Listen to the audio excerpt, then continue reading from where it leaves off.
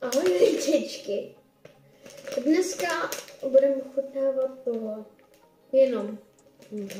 Rychlá ochutnávka. Ano. Tady ty extra kyselý bonbon. Jo, to nějak vypadá. Vůbec se na to netěším. Takže Body Orange. Cherry Neon. Hell Watermelon. A Slime Apple. Tenhle. Oranžovou. Už jenom líznutí, ale je to teda hodně. Mě z toho pálí jazyk. Hodně to pálí. Hodně to je kyselý. Nejsi tam vidět.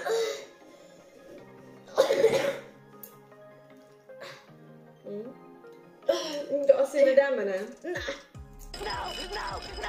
Teď ochutnáme Slime Apple.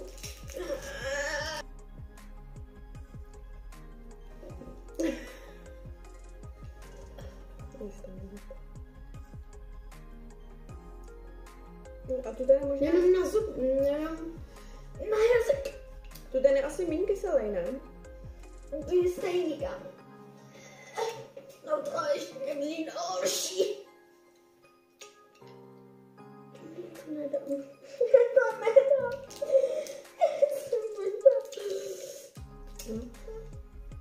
Už to není kyselý. Je to kyselý.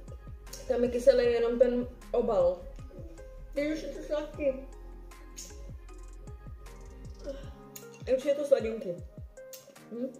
Kam to jsem přežila? A dobrý, ať můžeme ochutnat další. Růžovej. Já se těším na sherry. Hell. Watermelon.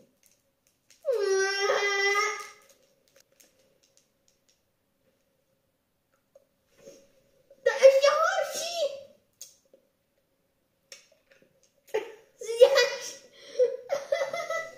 Proč jsi to vymyslela? Kráso.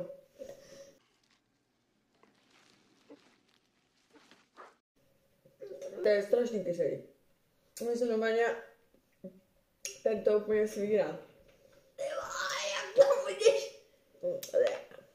To nebylo bude dobrý. určitě nejtěžší, protože Je jenom jedna. je jenom jedna. V celém balení je jenom jeden tu ten bonbonek červený. Kam na to nedám. I že si to bude kyselý jako stůl. Kam to je?